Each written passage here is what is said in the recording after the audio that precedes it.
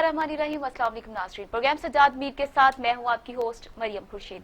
नाज़रीन, आज के प्रोग्राम की जो स्टोरीज हैं उनमें सबसे पहले लाहौर हाई कोर्ट ने पाकिस्तान मुस्लिम लीग नून के जो सदर हैं और कौमी असम्बली में अपोजिशन लीडर भी हैं शहबाज शरीफ की जो है नैब को 17 जून तक शहबाज शरीफ को उन्होंने गिरफ्तार करने से रोक दिया है। कल ये तमाम मामला पेश आया था, नैब उनके घर उनको गिरफ्तार करने पुलिस की भारी नफरी लेकर पहुंची थी लेकिन वो वहां पर मौजूद नहीं थे। उसके बाद आज ये जो अदालत ने फैसला किया है कि 17 जून तक शहबाज शरीफ को गिरफ्तार नहीं किया जा सकेगा। ये क्या हो रहा है इसको प्रोग्राम में शामिल करेंगे। इसके अलावा काबीना इजलास में 1985 से अब तक तमाम जो शुगर मिल्स हैं उनका ऑडिट करने का फैसला कर लिया गया है। बदउनवानी के केसेस नैब और FIA को भेजे जाएंगे। इसकी क्यों जरूरत पेश आई, सज्जाद मीर साहब से पूछेंगे। हमारे साथ सज्जाद मीर साहब मौजूद है। अस्सलाम वालेकुम सर। वालेकुम जी, कैसी हैं आप? ठीक हैं सर? अल्हम्दुलिल्लाह, आप कैसे हैं? मैं बेहतरीन। बेहतरीन जी, सही। अच्छा सर, ये शहबाज शरीफ का मामला आज नैब हाई कोर्ट ने भी 17 जून तक शहबाज शरीफ को गिरफ्तार करने से रोक दिया है। क्या हो रहा है ये? असल में जी ये अफवाहें तो बहुत दिनों से फैली हुई हैं कि शहबाज शरीफ को गिरफ्तार किया जाना है। ये बार बार रोज हम इसकी बात करते हैं। क्यों गिरफ्तार किया जाना है? ये गोया हाई स्ट्रेटजी का हिस्सा है। अच्छा। शेख रशीद से लेकर हर एक कोई बोल रहा है और कह रहा है जी बस उनके दिल लद गए, वो गलती से पाकिस्तान वापस आ गए थे, पकड़ लिए जाएंगे। शहबाज शरीफ पहले भी एक बार आए थे मुशर्रफ के जमाने में, जब सऊदी अरब में थे और इनका आना मना था। ये वहां से इलाज के लिए इंग्लैंड गए, वहां से भाई को कहा कि मैं तो जा रहा हूँ। उन्होंने कहा अच्छा हो। वो आए और एयरपोर्ट से वापस कर दिए गए। अब उन्होंने फिर अटेम्प्ट की है कि वो वहां बकौल इनके इन्होंने भाई से कहा कि कोरोना का मसला आ गया है और मुल्क को मेरी जरूरत, मैं वापस जा रहा हूँ। लेकिन जहां आके उनका कोई रोल नहीं बनता था या बनता दिखाई नहीं देता था।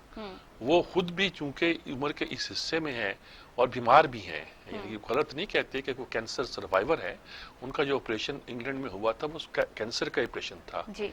तो इसलिए उनका किसी इस सिचुएशन में जाना जहां कोरोना का खतरा हो वो उनकी सेहत के लिए मुनासिब नहीं था। वैसे भी वो लोग मिलने जुलने वाले आ रहे थे, उनमें 2-3 कोरोना पॉजिटिव भी निकले। इन्होंने कंटाइन भी अपने आप को कर दिया था इसी वजह से और इसकी जरूरत महसूस की थी, तो इसलिए वो अवॉइड कर रहे थे। उधर नैब ने ये किया कि इनको नोटिस देने शुरू कर दिए कि असासे जो हैं वसाइल से ज्यादा, आमदनी से ज्यादा आपने बना रखे हैं और आपने मनी लॉन्ड्रिंग की है। इनका जबकि ये कहना है कि सब कुछ हमने कानून के दायरे के अंदर रख के किया है। सही। वो पैसे आए हैं, उन्होंने कहा मैं इसका पैसा उसमें डालता हूं, उसमें डालता हूं, इस पे एतराज किया है। राना सनाउल्लाह कहते हैं इसका सारा शो किया गया है इनकम टैक्स में, इनकम टैक्स अदा किया गया है। MR को इस पे कोई इतराज नहीं हुआ है। सही। ये हमारे जो भी यहाँ का लीगल सिस्टम है उसके मुताबिक ठीक चल रहा है। फिर अब इनको क्या इतराजात पैदा हो गए, नैब को ये कर रही है। 2 नोटिस देने के बाद इन्होंने यही कहा कि मैं सेहत ऐसी नहीं है, 69 ईयर मेरी एज है और मैं कैंसर का सर्वाइवर भी हूँ, मरीज भी हूँ, इसलिए मेरा वहां आना ठीक नहीं है। इस बार नैब ने पूरा एक ड्रामा ये रचाया कि जहां इनकी इंक्वायरी करना मकसूद थी उस इलाके को डिसइंफेक्ट किया। डिसइंफेक्ट करने के अलावा वहां एक शीशे की दीवार लगा दी कि वो लोग उधर बैठेंगे, वो लोग इधर बैठेंगे। इन्होंने कहा कि उनको भी कोरोना हो चुका है, नैब के लोगों को कोई जगह सेफ नहीं है। तो आजकल सेफ्टी मेजर यही है कि आप इससे बचा जाए। बहरहाल तीसरी बार जब अगर कोई ना आए तो नैब जो है अपना एक कानून के मुताबिक गिरफ्तार कर सकती है। उन्होंने उस ऑप्शन को इस्तेमाल किया, वारंट लेके पहुंचे घर पे। घर पे लोग भी पहुंच गए, पुलिस भी पहुंच गई, नैब के पहुंच गए। काफी देर हंगामा रहा। हंगामे के बाद ये सूरत हाल पैदा हुई कि जब वो अंदर गए तो मालूम हुआ कि वहां तो शहबाज शरीफ है ही नहीं। फिर कहा गया कि ये जाएंगे उनकी दूसरी बेगम के घर में जो डिफेंस में है, या जाएंगे जो इनका हवाई घर है अब जाती उमरा में, वहां खैर बाद में नहीं गए। और इन्होंने ऐलान किया कि कल चूंकि इन्होंने बेल एप्लीकेशन हाई कोर्ट में मूव कर दी हुई थी, ये ऐलान किया कि 11 बजे वहां पहुंचेंगे। वहां भी पुलिस की नफरी जो थी चारों तरफ गेट पे मौजूद थी, हर गेट पे मौजूद थी, सिपाही सिपाही थे। आजकल यही हो रहा है, अमेरिका में भी यही हो रहा है। वहां भी लोग सड़कों पर निकले हुए हैं और पुलिस जो है उसको लड़ना पड़ा है और ट्रंप को जो करना पड़ा है वो बाद में खैर उस पर गुफ्तगू करते हैं। लेकिन ये हुआ ये कि आखिर उनको सनाउल्लाह आए, उन्होंने कहा तलाशी दे। उन्होंने कहा तलाशी, मुझे तो आपका एतबार नहीं है, आपने पहले तलाशी के बहाने मेरी गाड़ी में जो थी आपने वो रख दी थी चर्च के फ्यून या क्या रख दी थी और मुकदमा कायम कर दिया था। मुझे नहीं, मीडिया को बुलाओ, उनके सामने मैं तलाशी दूंगा। किस्सा मकसद ये है कि शायद उनको हदायत की गई कि इनको जाने दिया जाए और उसके नतीजे के तौर पर वो गए और उन्होंने कहा कि शहबाज शरीफ तो पहले ही पहुंच चुके हैं हाई कोर्ट के प्रेमिसेस के अंदर। बहरहाल वो बाद में आए उनको तमाम लोग जो थे, एक अच्छा खासा शो जो है ना जी वो हो गया। एतराज तो आप कर सकते हैं कि कोरोना वायलेशन हुई है। इन्होंने तो मास्क लिए हुए थे लेकिन जो कारकुन थे बेतहाशा इर्द गिर्द वो तो नहीं थे। तो ये तो आप कह सकते हैं, लेकिन ये है कि आप किस चीज पर मुकदमा कायम करना चाहते हैं। उन्होंने पूछा नायब से, आप बेल एप्लीकेशन को अपोज करेंगे? उन्होंने कहा जी अपोज करेंगे। उन्होंने कहा अच्छा ठीक है, लंबी बात नहीं सुनी। उन्होंने कहा कि 17 जून तक इनको बेल दी जाती है इंटरम, फिर हम केस सुनेंगे। चुनाचे बज़ाहिर तो ये बात थोड़ी सी टल गई है, लेकिन लहजा लगता है कि जैसे वो गिरफ्तार करने पे तुले हुए। भाई इतना बड़ा क्या केस है, 20 साल 25 साल से पड़ा हुआ है, जो आप कहते हैं कि आपके जो असासे हैं आपकी आमदन से ज्यादा है और उसमें आपको अभी पकड़ना है, अभी आपने एहतसाब करना है, अभी आपने कैफे किरदार तक पहुंचाना है। और बेशुमार तुम्हारे लोग पड़े हुए हैं जिनके असासे जो हैं वो उनकी आमदनी से कहीं ज्यादा नजर आ रहे हैं। ऐसे भी लोग हैं जिनको अगर कहा जाए कि आपका घर कैसे चलता है तो वो उसका जवाब पेश नहीं कर सकेंगे। इन्होंने तो फिर भी इनकम टैक्स फाइल किए हुए हैं ना जी, इनका कारोबार था। उन्होंने कहा जब आप आए थे तो आपकी एक मिल थी, अब इतनी सारी मिलें कहां बन गई। देखिए कारोबारी आदमी उसका जवाब रखता है, पेश करता है, और अगर वो सेटिस्फाई कर दे इनकम टैक्स वालों को, FBR को और या स्टेट बैंक को या दूसरे इदारों को, तो असूली तौर पर मुकदमा नहीं बनता। लेकिन नैब का मसला यह है कि नैब मुकदमा बने ना बने मुकदमा बना सकती है।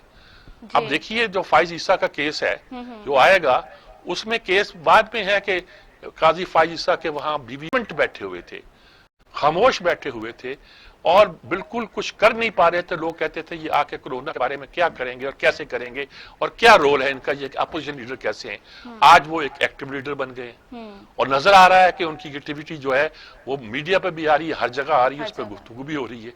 उन्होंने जो गेन करना था गेन कर लिया। अब आप अगर गिरफ्तार भी करेंगे तो उसके नतीजे के तौर पर हुकूमत के लिए कोई आसानियां पैदा नहीं होंगी।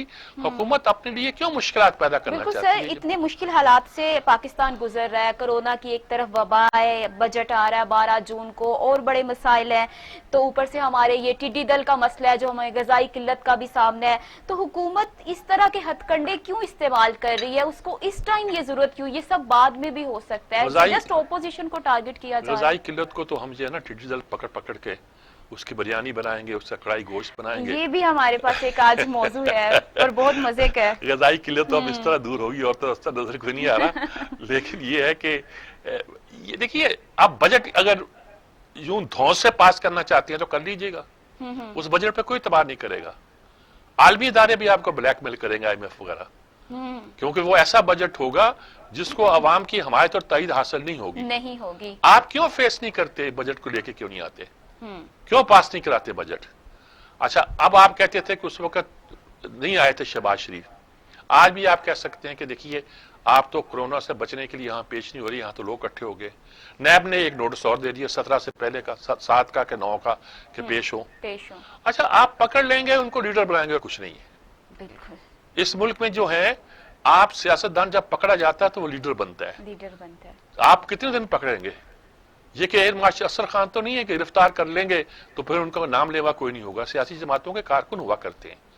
इससे तो देखिए, अब आप कहते हैं कि एक तरफ नवाज शरीफ है और मरियम नवाज है, दूसरी तरफ ये अपने ताल्लुकात ठीक करना चाहते हैं मुख्तदर अदारों के साथ, और उसके लिए कुछ पावर। अब तो साबित हो गया कि इनके ताल्लुकात ठीक नहीं है। सर मरियम नवाज की बात आई है तो उनकी बात करें तो इनके कल ये जो तमाम मामला हुआ, मरियम नवाज का कोई बयान इस तरह सामने नहीं आया। वो नहीं आएगा ना जी, वो हिकमत अमली है कि वो अभी इस तरह के जो चीजें हैं उसमें बयानात वो नहीं देंगी। हो सकता है कि अब आज की बेल के बाद या किसी छोटा मोटा बयान आ जाए, लेकिन भाई अगर कोई इदारा, कोई पार्टी हिकमत अमली तय करती है कि उसके फलां लीडर को फिलहाल कुछ नहीं कहना, तो क्या है इसमें क्या है? मिसाल के तौर पर अगर आप कहते हैं कि नवाज शरीफ कुछ डील करके चले गए थे सऊदी अरब, तो क्या करते? एक गैर कानूनी हुकूमत ने, एक आमद ने, एक डिक्टेटर ने एक गैर कानूनी अंदाज में आपको पकड़ लिया था, आपको जकड़ लिया था अपनी कुव्वत के बलबूते पर। आपके पीछे चूंकि पाकिस्तान की एक डिसिप्लिन मुसल्लह अफवाज थी और जाहिर है कि वो अपने चीफ का हुक्म मानेगी, आपने उसके जोर पे पकड़ लिया था एक आदमी को। वो क्या अपना सर दे देता फांसी के तख्ते पर लटका? क्यों देता है? उसने भी वो आमरी जमहूरिया हुकूमत तो नहीं थी, लीगल हुकूमत तो नहीं थी, आईनी हुकूमत तो नहीं थी, उसका इकदाम दुरुस्त तो नहीं था। उसने भी टाज दिया, तरीका इख्तियार किया, बाहर की ताकतें इस्तेमाल की और करके बाहर चले गए, भुट्टो की तरह फांसी पर ही लटके। और जब मौका हुआ आगे उन्होंने कहा अब आके बात कर जी। अब वो आमर जो है मुल्कों मारा मारा फिरता है, उसको कोई पनाह देने वाला नहीं है। ऐसे लगता है जैसे कि शहनशाह ईरान है कि जब उसका जहाज जा रहा था तो हर मुल्क कह रहा था कि हमारे यहां नहीं उतरना, हमारे यहां नहीं उतरना। अमेरिका ने इनकार कर दिया था। ऐसे लगता है मुशर्रफ को पनाह देने वाली कोई सरजमीन नहीं है। क्योंकि वो मुसलमान एक मुल्क का सदर है तो कोई पुराने हुक्मरान को थोड़ा बहुत उसका साथ दे रहे हैं, लेकिन वरना ये सूरत हाल पैदा हो जाती है। तो ये कोई ऐसी बात नहीं है कि आप अगर अपने आप पर एक गलत आदमी ने गलत केस बनाया तो आप अपना सर दे दें ओखली में। ये तो नहीं हुआ करता। वो कहता है कि भाई मौका मिलेगा। उन्होंने अपने आप को बड़े तरीके के साथ एक तरफ लेके बैठ गए हैं और मौके का इंतजार कर रहे हैं। लीडर अब भी वही है, पंजाब के लीडर अब भी वही है। अगर आप लेकर आएंगे तो दूसरों का जीतना आसान नहीं होगा, और चूंकि दूसरों का जीतना आसान नहीं है इसलिए वो नवाज शरीफ से डरते हैं, उसके बाहर बैठा के रखा हुआ है। और शहबाज शरीफ को अब देखा था कि ये मुतवादिल के तौर पर आ सकता है तो उसको अब डाउनग्रेड कर रहे हैं। अब शायद खाकान अब्बासी भी साथ कर रहे हैं, एहसन इकबाल भी साथ कर रहे हैं, सब साथ हैं। मरियम को कहा हुआ है कि आप अभी नहीं बोलना, आपके वालिद साहब बाहर हैं और उसकी लड़ाई नहीं करनी। कुछ हिकमत अमली होती है। शाहिद खाकान अब्बासी का भी बयान आया था कि जब तक हम तकरीर नहीं करते, मीडिया पे नहीं आते, नैब हमें कुछ नहीं कहता, जैसे ही हम सामने आते हैं नैब के नोटिस आना शुरू हो जाते हैं। मतलब ये सियासी खेल है। वो कहते हैं चुप रहो, बोलो नहीं, बोलोगे नहीं तो हम आ गए हैं। तो इस देखिए, इससे आपके कानूनी जुडिशियल अदारों की जो एक तरह की तकरीम है उसमें हरफ आ रहा है। आप बदनाम कर एहतसाब के इदारे को आप बदनाम कर रहे हैं, और मेरे ख्याल में अब अदालतें इसका कोई नोटिस लेना शुरू कर देंगी, और जब नोटिस लेंगी तो फिर उसका असर क्या पड़ता है, क्या होता है, वो भी आने वाले दिनों में पता चल जाएगा। तो इन हालात से तो नैब अपनी साख खो चुका है ना जी। वो तो आज का नहीं, बहुत देर का खो चुका है, बहुत देर का खो चुका है जी। सर अगली स्टोरी की जानिब बढ़ते हैं। सर काबीना इजलास में 1985 से अब तक तमाम शुगर मिल्स का ऑडिट करने का फैसला किया गया, इसकी जरूरत क्यों पेश आई? शुगर मिलें उसी जमाने में लगना शुरू हुई थी हमारे यहाँ। अच्छा। पहले हम कपास उगाया करते थे और उसका कपड़ा बनाया करते थे, और कपड़े के फिर हम गारमेंट्स भी बनाते थे, दुनिया भर की मार्केटों से फॉरेन एक्सचेंज कमाया करते थे। ये किसी ने मशवरा दिया, रिजल्ट निकला कि आज पाकिस्तान में कोई पॉलिटिकल पार्टी ऐसी नहीं जिसकी एक शुगर मिल ना हो। 83 शुगर मिलें पाकिस्तान में काम कर रही हैं। अच्छा, अब ये होता है कि फिर शुगर हर महीने साल जब सरप्लस होती है तो फिर होता है उसको बेचने की बात चलती है। हुआ यह कि तय ये करना था कि इस साल जो शुगर पर सब्सिडी दी गई और उसके नतीजे के तौर पर शुगर महंगी हो गई, डबल कीमत की हो गई, इसका जिम्मेदार कौन है? जिम्मेदार कौन है? जब आपके पास शुगर नहीं थी तो आपने क्यों सब्सिडी दी? और सब्सिडी देने के बाद हुए ये आपने सोचा कि एक्सपोर्ट करेंगे इसको अब तो हमारे यहाँ शुगर की किल्लत हो जाएगी। बजाय ये इंक्वायरी करने के वो ये इंक्वायरी कर रहे हैं कि हमने तो 2 अरब सब्सिडी दी थी, पिछले वालों ने बहुत दी थी, और उन्होंने तो इतनी सब्सिडी दी थी कि वो कहते हैं हमने दी थी, हमने इसलिए दी थी कि हम फॉरेन एक्सचेंज कमाना चाहते थे, और फॉरेन एक्सचेंज कमाने के लिए शुगर हमारे पास सरप्लस थी, हम बेचना चाहते थे, और बेचना चाहते थे तो इस कीमत पे बेचना चाहते थे कि किसान का नुकसान ना हो। इस सूरत में बेचना चाहते थे कि हमारा जो मिल मालक है वो भी शुगर को बाहर बेचने में कोई दिक्कत महसूस ना हो, इसलिए हमने सब्सिडी देते थे। और उसके नतीजे के तौर पर शुगर महंगी नहीं होती थी और आम आदमी को कोई नुकसान नहीं पहुंचता था। और इन्होंने 55 से 90 रुपए शुगर कर दी है। यानी कि क्या आपने ये किया है कि आपने सब्सिडी दी? वो वफाक कहता है कि जी सब्सिडी देने का तो हमने फैसला नहीं किया था, हमने कहा था कि शुगर एक्सपोर्ट कर दो। वो उसका जवाब मांगता है। उनसे पूछा गया कि सरप्लस थी, असद उमर कहता है सरप्लस थी। फिर वो कहते हैं जी सब्सिडी किसने दी? उसने कहा वो तो बुजदार ने दी है। बुजदार कहता है मुझे तो वफाक ने कहा था। आप एक दूसरे की बात करते हैं और कहते हैं कि जरदारी खा गया और शहबाज शरीफ खा गया और फलां खा गया। अब जहां तक आप लेके गए थे 5, 7, 10 साल तक, आप कहते हैं अब 85 से शुरू करेंगे। शायद यही वो जमाना है जब हमारे यहाँ शुगर मिलें लगनी शुरू हुई थी। तो शुगर मिलों का क्या कसूर है भाई? शुगर इंडस्ट्री का क्या कसूर है? शुगर माफिया अगर मुल्क को लूट रहा है तो उसमें शुगर मिलें बंद तो नहीं की कर दी जाती। अगर ये कहा जाए कि टेक्सटाइल इंडस्ट्री में बड़ा पैसा आ रहा है तो क्या हम कहेंगे कारखाने बंद कर दो? ये तो नहीं है मसला। ना शुगर मिलों का है, ना ये बात का है कि ये मसला ये है कि कीमत क्यों बढ़ाई गई, किसके कहने में बढ़ाई गई, कौन इंटरेस्ट ग्रुप है? वेस्टेड इंटरेस्ट के लोग आपने काबीना में बैठा रखे हैं। दाऊद रजाक है, खुसरो बख्तियार है, जहांगीर तरीन है। वो कहते नहीं नहीं हमने तो जरदारी को पकड़ना है, हमने शहबाज शरीफ को पकड़ना है, क्यों? हमारे टारगेट पे वो है। तो इस तरह तो बात नहीं बनती ना जी। और आपने 85 से अगर करना है तो इसका मतलब आप सूरत को कंफ्यूज कर रहे हैं। आप अपने बच्चों जान छुड़ाना चाह रहे हैं। आप कहना चाहते हैं तो फलां ने खाई थी, ये तो फलां ने ये किया था, ये तो जियाउल हक ने दिया था, ये तो पता नहीं फिर आप क्या क्या कहानियां ले आएंगे। ये सारी कहानियां करके इतनी कैपेसिटी है हुकूमत के पास के 1985 से अब तक तमाम ये ऑडिट किया जाए। लगे रहे ऑडिट किया जाए, करते रहे आप। फिर एक कोई वाजह एक इंक्वायरी रिपोर्ट बना के दे देगा, सबको बचा लेगा और लगेगा वाह वाह वाह वाह कमाल हो, शुगर की इंक्वायरी करवा ली आपने। इंक्वायरी करवानी है और बहुत सी चीजें जिसकी इंक्वायरी कराने वाली है, और बहुत कुछ है जिसकी इंक्वायरी होनी चाहिए और मालूम होना चाहिए इसमें क्या हुआ, क्या नहीं हुआ, क्या खाया गया, क्या पिया गया, कैसे किया गया। मालूम होना चाहिए कि अभी तक कालाबाग डैम क्यों नहीं बन पाया और अब भाषा क्यों नहीं बन पा रहा, सही कौन है पीछे। हमारे यहाँ बिजली की शॉर्टेज क्यों हुई थी? बिजली की शॉर्टेज होने से हमारे कारखाने बंद हुए थे, कारखाने बंद होने से हमारी एक्सपोर्ट नहीं बढ़ पा रही थी। आप कहते हैं ना पिछली हुकूमत में एक्सपोर्ट नहीं बढ़ी। अबे आपको तो रियायत मिल गई थी इससे यूरोपीय यूनियन से भी, लेकिन आप कर नहीं सके। क्यों नहीं कर सके? क्योंकि आपके कारखाने चल नहीं रहे थे, आप ऑर्डर ही पूरे नहीं कर पा रहे थे। तो रिजल्ट क्या होता? रिजल्ट होता आप बैठे हुए थे। अबे आप कल परसों से पहले कहने लगे हमारे पास बिजली सरप्लस है, हमारे पास जो एनर्जी का है वो ज्यादा है। अब ये हो रहा है कि वो कह रहे हैं कि 2 कंपनियों के खिलाफ केस कर रहे हैं। इसलिए केस कर रहे हैं कि उन्होंने ऑयल मंगवाया ही नहीं है, गैस मंगवाई नहीं है। क्यों नहीं मंगवाई? इसलिए मंगवाई उन्होंने कहा जी कोई जरूरत ही नहीं है, पाकिस्तान में तो अभी खपत ही नहीं है। खपत ना होने का मतलब है कि इंडस्ट्री का पहिया नहीं चल रहा। खपत ना होने का मसला ये है कि आपका कारखाने बंद पड़े हैं। अब जरूरत पड़ गई तो कहते हैं इन पे केस करो। कल कहते थे हमारे पास सरप्लस है, काम का बिजली बना ली है। अरे अब कहते हैं लोड शेडिंग करेंगे जी। मतलब ये है कि आपकी कोई प्लानिंग ही नहीं है। आपको सोचना चाहिए था कि महीने, 2 महीने, 4 महीने के बाद जब हमारी इंडस्ट्री चलेगी तो हमें कितनी जरूरत पड़ेगी। आप आराम से बैठ गए, कोई ऑर्डर नहीं देता। तेल सस्ता हुआ है, किसी ने सोचा इसके स्टोरेज का इंतजाम किया जाए, मंगवा लिया जाए। और अभी सस्ता हुआ, लोगों को मिल नहीं रहा पेट्रोल पंप पे जी, वो इसलिए नहीं मिल रहा, कंपनियों ने मंगवाया नहीं बाहर से। अब आप उसको शो का नोटिस दे रहे हैं, कुछ कर रहे हैं। कोई सिस्टम नहीं है, कोई गवर्नेंस नहीं है, कोई स्टेट की रिट नहीं है, कोई किसी को नहीं पता कि मुल्क कैसे चलाना कैसे नहीं चलाना।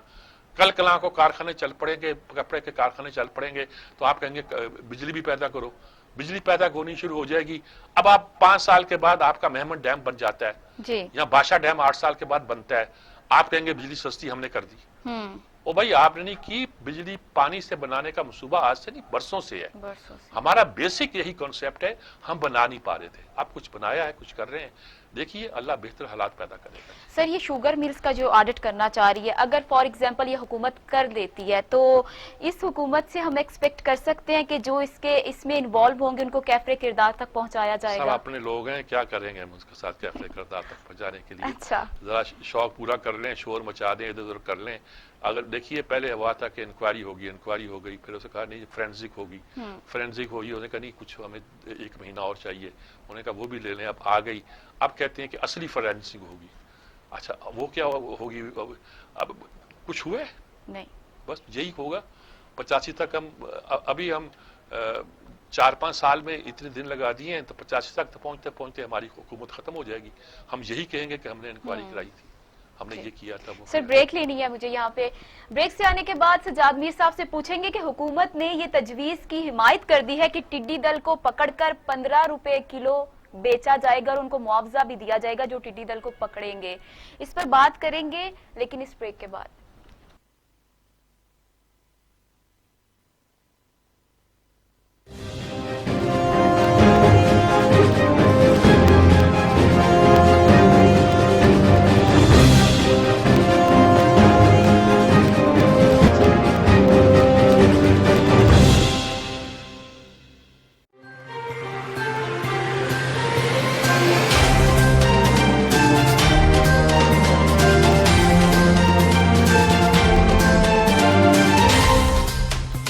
वाली तारीख खेल के मैदानों में क्या हो रहा है, मैं रखूंगा बाखबर सबसे पहले।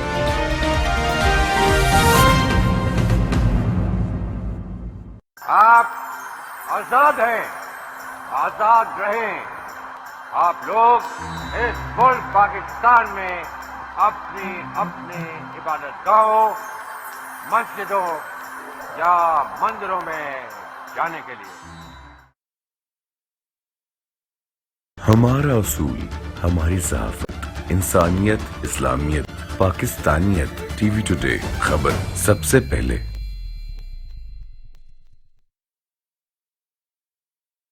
मैं आपको दूंगा सबसे पहले शोबिस की अच्छी और गर्मा गर्म खबरें। शजरुद्दीन टीवी टुडे। क्या हो सकता है, क्या होने वाला है, मईशत, सियासत, खारजा पॉलिसी, सेहत, इंसाफ और तालीम का मेयार। पाकिस्तान के कोने कोने में हर वाक़े की हमें खबर है, क्योंकि हम हैं हर जगह मौजूद। टीवी टुडे, खबर सबसे पहले।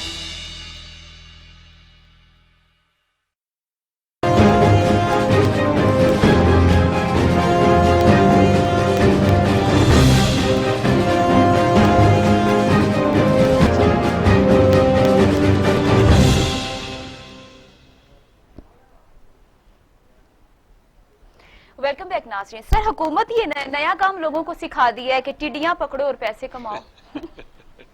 असल में वो एक तजवीज़ पेश की गई तो उन्होंने कहा कि वो होता है ना कि चूहे मारने हो, तो उन्होंने कहा जी इतने चूहे लेकर आए तो हर चूहे के 2 रुपए मिलेंगे, तो लोग चूहों के पीछे पड़ जाते हैं। कुछ तरह की कुत्ते मार स्कीम होती है, कभी कभी शुरू करते हैं कि ये करें तो वो इसका रिजल्ट के तौर पर ये किया जाएगा। तो उन्होंने किसी ने ये मशवरा दिया कि साहब ये टिड्डियाँ जो होती हैं, अब कराची में ये, सिंध में ये हो गया, सिंध में खास तौर पर ये हो गया कि इसकी बिरयानी बनती है, बिरयानी बनती है, उसको और फ्राई करके लोग खाते हैं। फ्राई करके उसकी वो कढ़ाई भी बनती है, फ्राई भी बनती है, यानी कि तंबूरा भी बनता है गोया। और जिस तरह हम प्रान का बनाते हैं, अब प्रान का बनाते हैं तो इसका क्या हर्ज है, बन सकता है। प्रोटीन है इसमें बहुत ज्यादा, गोश्त है, प्रोटीन है, सब पर जो है वो जल जाएंगे, क्रिस्पी हो जाएंगे जरा खाएंगे। अच्छा, ये तो हो गया एक मजाक, ये रोज का तो आता नहीं है जी। लेकिन हुआ ये है कि किसी ने कहा कि भाई ये जो टिड्डियां जो होती हैं, ये पकड़नी रात को तो अंधेरे में ये एक ही जगह बैठती हैं, और खास तौर पर तो अगर हम अपने लोगों को कहें तो ये लोग धड़ाधड़ ढेरों के उसको पकड़कर ले आएंगे, और ये ज़ाहिर है सारी तो नहीं खा जाएंगे वो, ये आके हुकूमत को बेचें, 15 रुपए किलो के हिसाब से हम खरीद लेंगे, इनको इंसेंटिव मिलेगा, इतनी चिड़ियां मारोगे तो इतने मिलेंगे, इतने चूहे मारोगे तो इतने मिलेंगे, इस तरह किया जाए। और मजे की बात है, जब तजवीज़ पेश की गई तो इमरान खान जिस तरह मुर्गियां पालने हैं, कट्टे पालने हैं, इस तरह की सारी स्कीमों की हमायत करते हैं, उन्होंने कहा very good idea, very good scheme. वजीर आजम ने इसकी हमायत कर दी। अच्छा, वजीर आजम ने हमायत कर दी। एक अखबार ने, अंग्रेजी का अखबार ने, डॉन ने इसको खास तौर फ्रंट पेज पे छापा अच्छा कि उन्होंने बड़ी हमायत की है और ये किया, साथ दिया है। अब ये मसला ये हो गया है कि टिड्डियां क्या करेगी हुकूमत।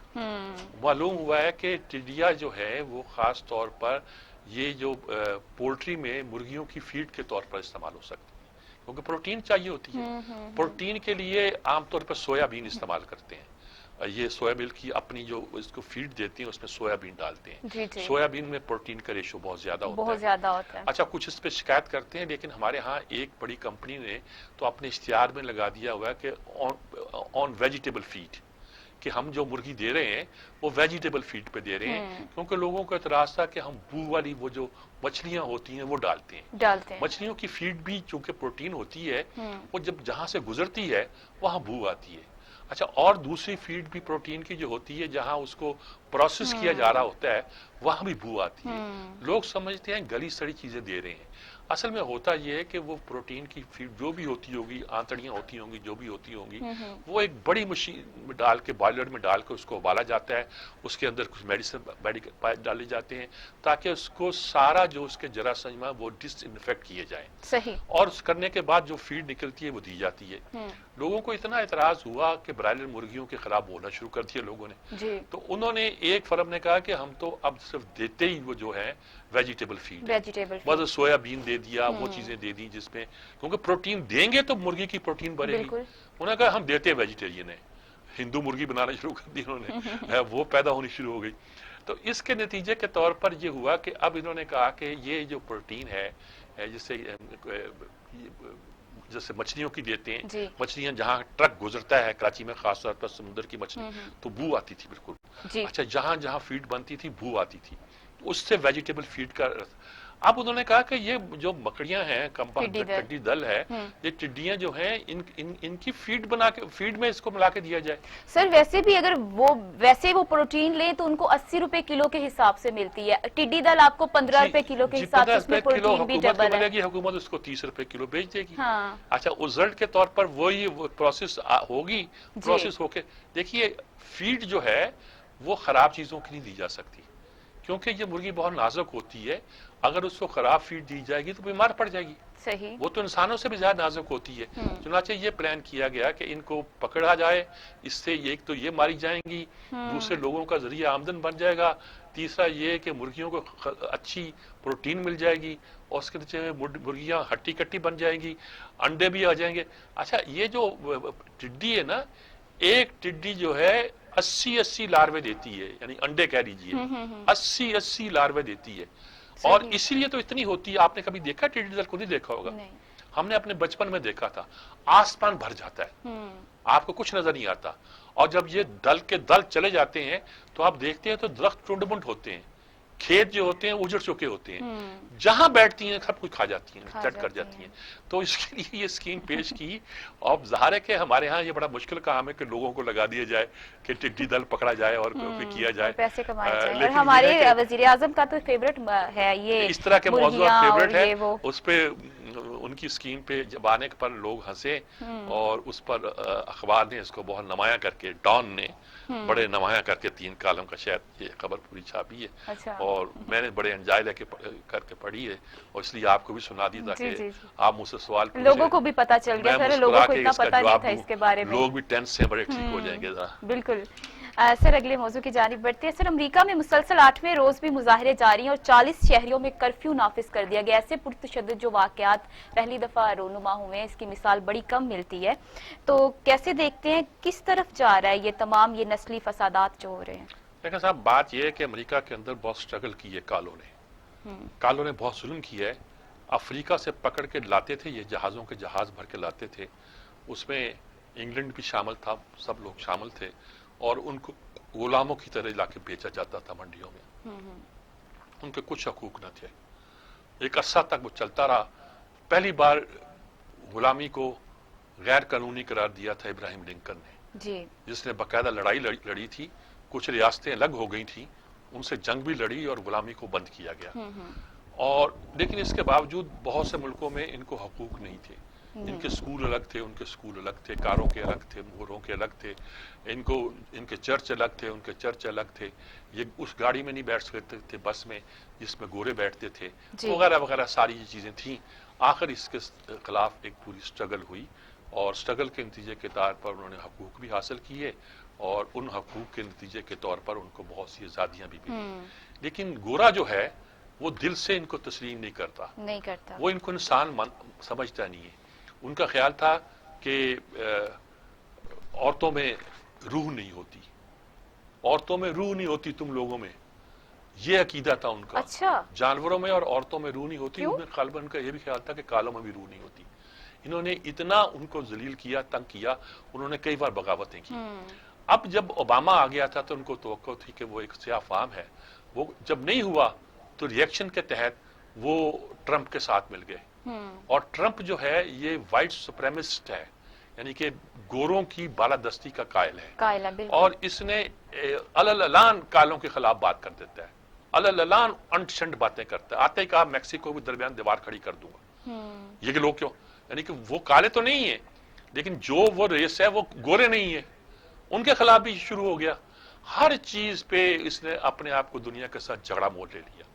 अब कोरोना का मसला था, इसने उस तरह उसको किया नहीं, उसकी सुप्रेमिस्ट पॉलिसी की वजह से लोग उसके खिलाफ थे, काले उठ खड़े हुए थे, और पुलिस के साथ लोग तंग थे। पुलिस पकड़ पकड़ के मार रही थी। एक आदमी था जिसको पकड़ के गर्दन पे इतना दबाव डाला जूते का कि वही मर गया, वो काला था। पुलिस ने ये काम किया था। रिजल्ट निकला तो बगावत एक तरह की हो गई। ये उल्टे से बयान देता रहा मैं फौज ले आऊंगा। रिजल्ट के तौर पर पेंटागन भी और उनकी सिक्योरिटी एजेंसियों ने कहा क्या बक रहा है यार तू, खुदा का खौफ कर, फौज को इस काम के लिए इस्तेमाल किया जाता है। अमेरिका की फौज जो एक सुपर फौज है वो क्या इस काम के लिए रहेगी कि राइट्स को किया जाए। लोग व्हाइट हाउस पर चढ़ दौड़े, हत्ता के ट्रंप को छुपाकर एक बंकर में रखना पड़ा जो व्हाइट हाउस के अंदर था जी।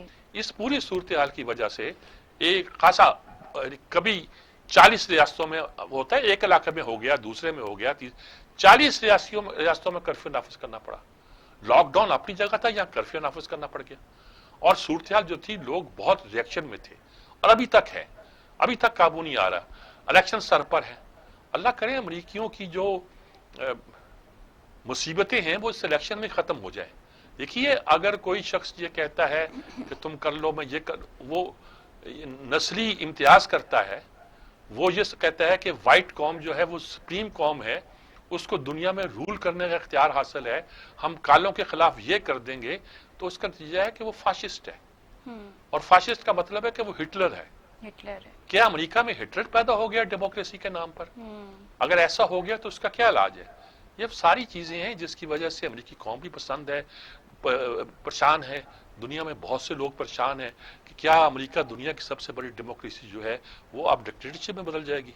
क्या हम ये कहेंगे कि सर मुहज्जम अमेरिका जैसे मुहज्जम माशरे से, सुपर पावर से अगर वहां पे शिद्दत पसंदी इतनी बढ़ गई है तो बाकी मुल्कों का क्या होगा? मेरे ख्याल में ये जो नवंबर के इलेक्शन है ये तय करेंगे कि अमेरिका जो है वो मोदी का अमेरिका तो नहीं बन गया, बल यहाँ सचमुच वो एक डेमोक्रेट मुल्क है और वहां आमरीत नहीं है।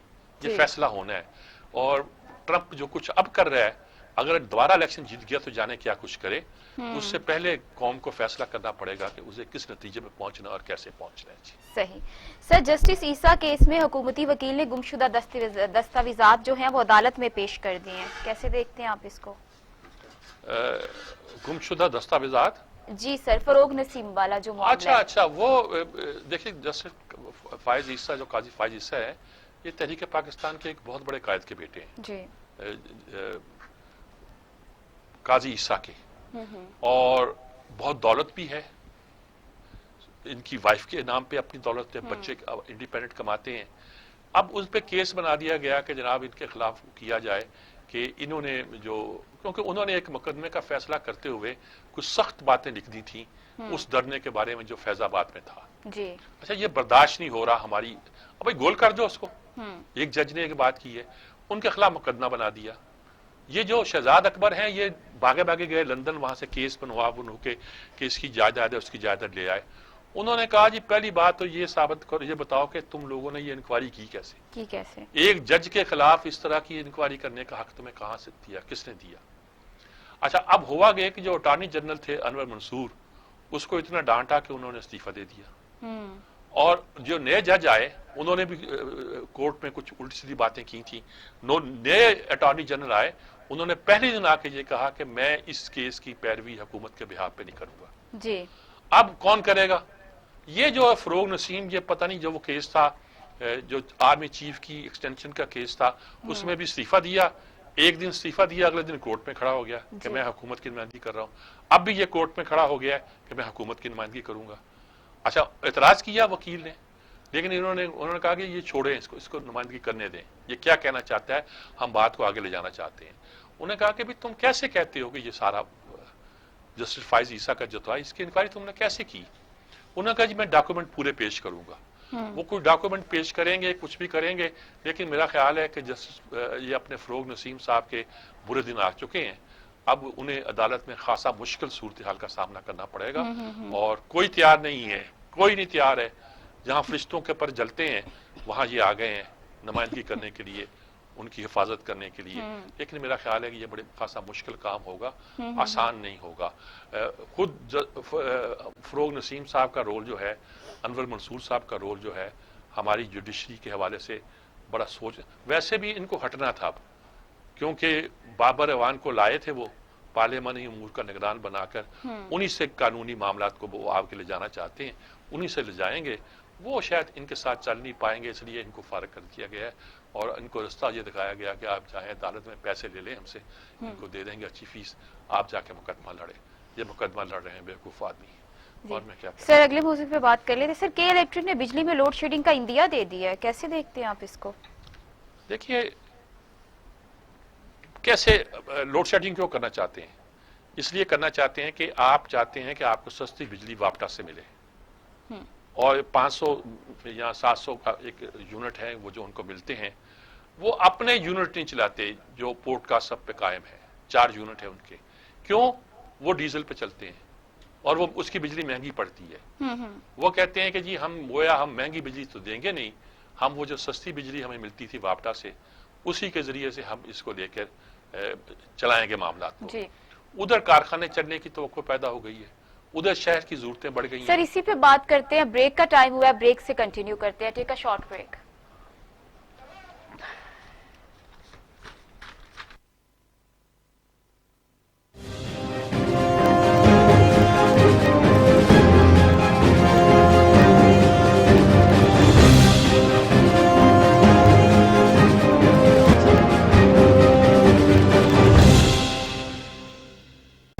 मैं हूं शुएब हाशमी। मैं रखूंगा बाखबर पंजाब के ऐवानों में होने वाली हर एक कानून साजी से। टीवी टुडे खबर सबसे पहले।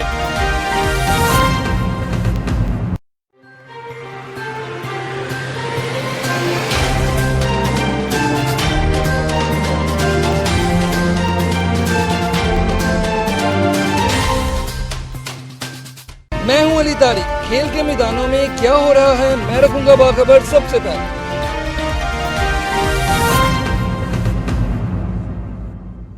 आप आजाद हैं, आजाद रहें। आप लोग इस मुल्क पाकिस्तान में अपनी अपनी इबादतगाहों, मस्जिदों या मंदिरों में जाने के लिए।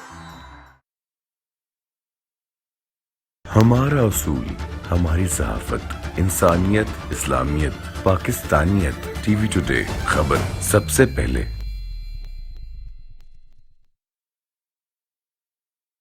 मैं आपको दूंगा सबसे पहले शोबिस की अच्छी और गर्मा गर्म खबरें। शजरुद्दीन टीवी टुडे। क्या हो सकता है, क्या होने वाला है? मईशत, सियासत, खारजा पॉलिसी, सेहत, इंसाफ और तालीम का मेयार। पाकिस्तान के कोने कोने में हर वाक़े की हमें खबर है, क्योंकि हम हैं हर जगह मौजूद। टीवी टुडे खबर सबसे पहले।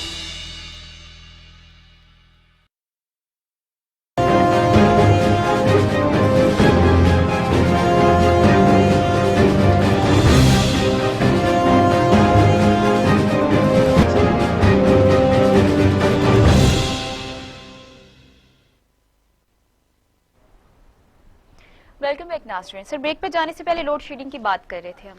देखो, वो के इलेक्ट्रिक का जो हमेशा मसला रहा, हमने उसे प्राइवेट तो कर दिया है और उसके अलावा कोई इदारा उसको चलाने को तैयार नहीं है। हाँ, उसको खरीदना भी चाहते हैं, जो कंपनी खरीदना चाहती है वो भी डिफॉल्ट निकलती है। फिर हम दूसरी कंपनी की तरफ से देखते हैं, वो कोशिश करते हैं किस तरीके के साथ ऐसी किया जाए कि के इलेक्ट्रिक ज़्यादा प्रोफेशनल लोगों के हाथ में जाए। अच्छा, के इलेक्ट्रिक का मसला ये है कि वो वापटा से सस्ती बिजली लेकर लोगों को देना चाहती है। वो कोशिश नहीं करती कि जो पावर प्लांट्स उसके अपने हैं, पोर्ट कासम में हैं, 4 हैं, उनको चलाए ताकि सस्ती बिजली उसको मिल सके। वो महंगी बिजली से बचने के लिए वो कहती कि हम तो लोड शेडिंग कर रहे हैं, हमारे पास तो फालतू बिजली नहीं है और वहाँ के कारखाने कैसे चलें।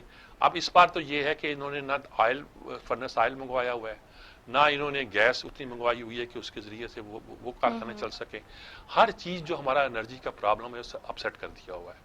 और नवाज शरीफ के ज़माने में बड़ी मुश्किल से ये सेट हुआ था और हमारी एनर्जी की ज़रूरत पूरी होनी शुरू हुई थी, लोड शेडिंग बंद की थी। अब वो कहते हैं कि हम लोड शेडिंग करेंगे। यानी उस ज़माने में जब पंजाब में लोड शेडिंग हो रही थी, के इलेक्ट्रिक की वजह से कराची में लोड शेडिंग नहीं होती थी। और के इलेक्ट्रिक पहले दिन से कभी सिंध गवर्नमेंट के कंट्रोल में आती थी, कभी फेडरल गवर्नमेंट के कंट्रोल में आती थी, कभी इंडिपेंडेंट हो जाती थी, कभी कुछ हो जाता था, कभी कुछ हो जाता था। नतीजे के तौर पर वहाँ एक खास कन्फ्यूजन रही, वही अब कन्फ्यूजन चल रही है। अगर कराची में लोड शेडिंग होती है तो हमारी इंडस्ट्री पे बहुत बड़ी ज़रूरत पड़ेगी। कराची में लोड शेडिंग होती है तो बड़ा शहर है, गर्मियों का मौसम होगा, हब्स होगा, लोग उसके अगर उन्होंने फैसला ये नहीं करते कि हम ये बिजली कहां से लेंगे। कहां से अगर प्राइवेट अदारे हैं तो उन्हें सारे फैसला करना चाहिए था कि वो कैसे हासिल करेंगे, क्यों करेंगे। अब अगर आप मुल्क की मईशत को संभालना चाहते हैं तो आप अपनी ऑयल पॉलिसी को ठीक करें, आप अपनी एनर्जी पॉलिसी को ठीक करें, आप अपनी नेचुरल गैस पॉलिसी को ठीक करें। ये नहीं कहें जी कि रोज कहते हैं जी अब आप हमारे पेट्रोल पंप बंद हो गए, हमारे गैस पंप बंद हो गए, कराची को तो मिलनी चाहिए, कराची सिंध की तो अपनी गैस है, वो सिंध की गैस या अजीब गरीब हम बहाने शुरू कर देते हैं। हमें मुल्क की मईशत को आगे बढ़ाने के लिए, भाई पिछली बार हुआ था कम हो गई थी तो मालूम हुआ था कि किसी ने ऑर्डर नहीं दिए। भाई पेट्रोल का ऑर्डर देंगे तो पेट्रोल आएगा ना, गैस का ऑर्डर देंगे तो गैस आएगी, और बिजली के लिए प्लान करेंगे तो बिजली पैदा होगी, नहीं होगी तो आप महंगी बिजली पैदा करेंगे, महंगी बिजली पैदा करेंगे तो आप अफोर्ड नहीं कर सकेंगे। बाकी तो government of Pakistan right of कर देती है। कराची का एक अलग मामला है, उसके हवाले से एक मसाइल पैदा होंगे तो ये पूरे मुल्क की मईशत के लिए बहुत बड़ा मसला होगा।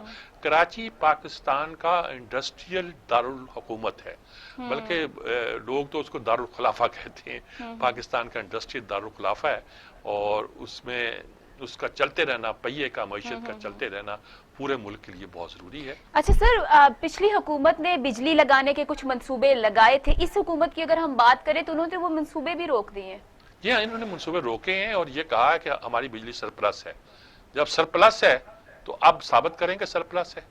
अब अगर इंडस्ट्री को जरूरत है बिजली आनी चाहिए, आप कहना शुरू कर देंगे जी महंगी बिजली है, महंगी बिजली है। सस्ती कहां से लाएंगे आप? इससे सस्ती तो सिर्फ पानी से पैदा होती है, या एटॉमिक बिजली से सस्ती है। एटॉमिक तो फिर भी चल रही है, लेकिन पानी से बिजली कहां से लाएंगे? अभी तो आप बादशाह डैम और मेमट डैम को बस अभी सफाइयां कर रहे हैं और कोशिश कर रहे हैं कि वहां से कुछ काम शुरू हो। वो 5-10 साल पुरानी बात की बात है। इस वक्त बिजली आपको जितनी सस्ती मिल रही है इससे सस्ती नहीं मिलेगी, और मजीद सस्ती हो गई है क्योंकि गैस भी सस्ती हो गई है और पेट्रोल भी सस्ता हो गया है। आप चीजें सस्ती खरीद रहे हैं, लोगों को बेवकूफ भी ना बनाए और उनसे हकीकत छुपाएं भी नहीं। हकीकत यही है कि आपको इस वक्त फायदा हो सकता है, सहूलत मिल सकती है, उसको आप पूरी तरीके से करने की कोशिश करें। सर अगले मौजू पे बात कर लेते हैं। ओगरा का 3 ऑयल मार्केटिंग कंपनी जो है उनको शोकाज उन्होंने नोटिस भेज दिया। वो इसी बात पे भेजा ना जी कि आपने कंपनियों ने, मैं जैसे कि मैं जिक्र किया, इस बात से कोशिश ही नहीं की है कि ऑयल जो है सस्ता हुआ है तो उसको डिपॉजिट करें। उन्होंने कहा जब जरूरत पड़ेगी हम खरीद लेंगे। अब सिर्फ सरकारी जो एजेंसी है PSO उसके पास पेट्रोल मौजूद है, बाकी एजेंसियों के पास पेट्रोल ही नहीं है। उनके जहाज हफ्ता 10 दिन लगेंगे लंगर अंदाज होने में। जब वो जहाज आएंगे उस वक्त ये हमारे लोग जो हैं पाकिस्तान के अंदर वो पेट्रोल पंप बंद पड़े हैं, वो कहते हैं कंपनियां प्रोवाइड नहीं कर रही। सही। तो ये जो सूरत हाल पैदा हुई है इन कंपनियों की वजह से उन्होंने शोकाज नोटिस दे दिए कि आप ये क्यों कर रहे हैं। लेकिन इसमें कसूर इनका भी है, इन्होंने प्लानिंग क्यों नहीं की। इन्होंने कंपनियों को, आप कहते हैं जी जब हम गैस लेते हैं तो हम उनको कहते हैं, बिजली लेते हैं तो हम कहते हैं कि मिनिमम हम इतनी लेंगे वरना कैपेसिटी के मुताबिक हम आपको पेमेंट करेंगे। वो इसलिए की जाती है ताकि आपकी सप्लाई कभी खत्म ना हो। बिजली के मामले में यही है, पेट्रोल और गैस सब मामलों में ऐसा है कि आपको कोई ऐसा निजाम बनाना पड़ता है कि आपके यहाँ कभी सप्लाई कम ना हो, खत्म ना हो, हमेशा जारी रहे और उसके नतीजे के तौर पर सनत का पहिया आगे बढ़ता रहे। सर आखिरी मौजू पे बात कर लेते। सर गिलगित बल्तिस्तान की हुकूमत ने सियाहत की इजाजत देने से इनकार कर दिया। इनकार किया, उन्होंने कहा कि भाई ये आप कहते हो कि हम सियाहत का दरवाजे खोल रहे हैं, हमारे यहाँ तो पहले यही कोरोना आया हुआ है। गिलगित बल्तिस्तान में तो शदीद था, उन्होंने लॉकडाउन किया था। उन्हें कि हम बाहर के लोगों को आने की इजाजत नहीं देंगे, हम जो लोग आएंगे हम हो सकता है उसे क्वारंटाइन करें, तो उसके बाद हम फैसला करें कि इनमें कोरोना तो नहीं है, वो 2 दिन बंद रहें, फिर आगे सैर करना चाहिए। ऐसे कौन सैर करेगा? देखिए ये हम कह देते हैं कि फलां सनत खोल रहे हैं, तामीराती सनत खोल रहे हैं, कोई आदमी तामीरत कर नहीं रहा। अब हम शुरू हो जाएंगे कि इनके खिलाफ ऐसी कर दो, जो कर क्यों नहीं रहे। हमारा विजन था कि हमने इतने लाख लोगों को देने, हमारे विजन का साथ नहीं दे रहे हुकूमत के, हम फिर ये करना शुरू कर देंगे। अब इस मामले पे भी यही सूरत हाल है कि हम जो हैं वो ये कह रहे हैं कि भाई गिलगित सियाहत खोल रहे हैं क्योंकि ये भी हमारा शौक है कि सियाहत चले। अब इस सियाहत आप जहाजों में पाकिस्तानियों को गैर मुल्कों से ला नहीं पा रहे, क्योंकि जब अब आप कहते हैं लोग आएंगे उनका टेस्ट ले लेंगे और उनको घर भेज देंगे। आप रिस्क ले रहे हैं पाकिस्तानियों के हवाले से, गैर मुल्की हम नहीं आएंगे जहाँ, और कहते हैं सियाहत खोल रहे हैं। सर वो कहते हैं कि ये जो गर्मियों में बिजनेस बहुत ज्यादा बढ़ जाता है, खत्म हो गया, वो तो नुकसान हो गया हमें। अगर आप खोल देंगे तो क्या लोग आना शुरू हो जाएंगे? उनकी भी तो एहतियात। आप फिर एविएशन को खोलेंगे, आप धड़ाधड़ मुसाफिरों को आने देंगे, जहां प्रॉब्लम पैदा करेंगे। भाई ये सोच समझ के बात करें, आने वाला भी सोच समझ के आएगा और आपको भी अपने मेहमानों को सोच समझ के वेलकम करना चाहिए। पैसे के लालच में आप मुल्क को तबाह नहीं करेंगे और ऐसा तबाह करना कोई फायदेमंद नहीं है। Sir closing remarks. Closing remarks यही है जी कि असल में बजट भी आ रहा है, हालात भी बदल रहे हैं और अपोजिशन के साथ तू तड़ाक भी शुरू हो गई है। अल्लाह खैर करे, मुल्क के बहुत से मसाइल दरपेश हैं और उनसे निपटना जो है वक्त का तकाजा है। पूरी कौम मिलकर इनसे लड़ सकती है, ना हुकूमत के बस में है, ना अपोजिशन कुछ कर सकती है, ना कोई और अदारा। जी नाज़रीन, आज का प्रोग्राम आपने देखा। आप हमें अपने फीडबैक से जरूर आगाह कीजिएगा। कल फिर मिलेंगे, सेम टाइम सेम चैनल। घर पे रहे, महफूज रहें। अल्लाह हाफिज।